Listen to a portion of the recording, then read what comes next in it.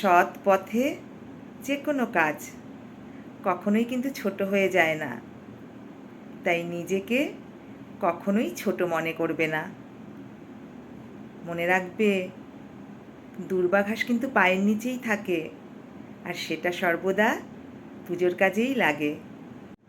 Good morning all my friends, কাছে দূরে দেশে বিদেশে আমার সকল বন্ধুদের আমার চ্যানেলে স্বাগতম। আশা করছি তোমরা সকলেই খুব ভালো আছো। তো বন্ধুরা, এখন ঘড়িতে বাজে সকাল 10টা, আর আমি আমার আজকের একটি ছোট্ট ব্লগ এখন থেকে স্টার্ট করলাম। এখন কিচেন রুমে যাব। ভিডিওটি স্কিপ না করে কন্টিনিউ করো, তাহলে বুঝতে পারবে আমি আজ কিচেন রুমে গিয়ে তোমাদের কাছে কি কি শেয়ার করছি।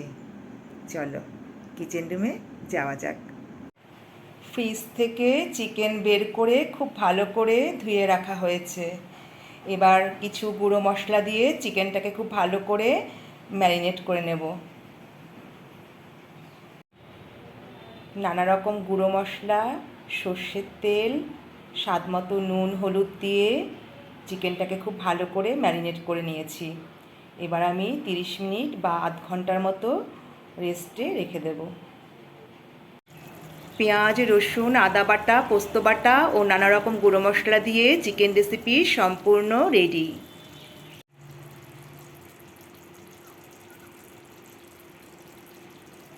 এই দেখো আমাদের ফুচু সোনা, মেয়ের অনলাইনে ডেলিভারি এসছে।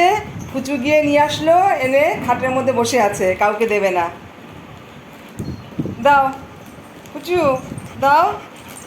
আর এই যে আর একজন, দেখো দেবি না, দাও দাও দাও।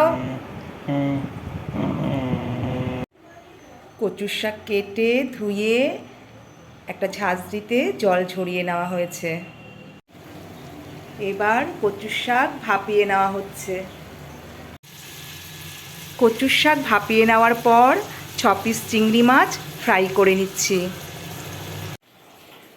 চিংড়ি মাছ দিয়ে কচুর শাকের রেসিপি সম্পূর্ণ রেডি করার আগে একটু শেয়ার করে নিচ্ছি ভাপানো কচুর শাক, সেই সঙ্গে ভাজা চিংড়ি মাছ।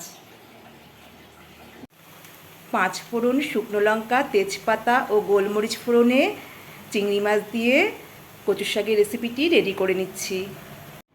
হ্যালো এভরিওয়ান, এখন বাজে দুপুর 1:30।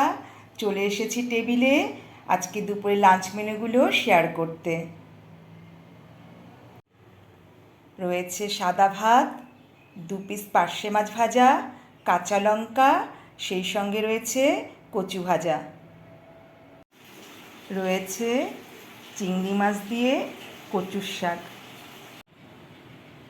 রয়েছে লাল লাল ঝাল ঝাল চিংড়ি মাছের রসা। পেঁয়াজ, রসুন, আদা বাটা, পোস্ত বাটা ও নানা রকম গুঁড়ো মশলা দিয়ে চিকেন।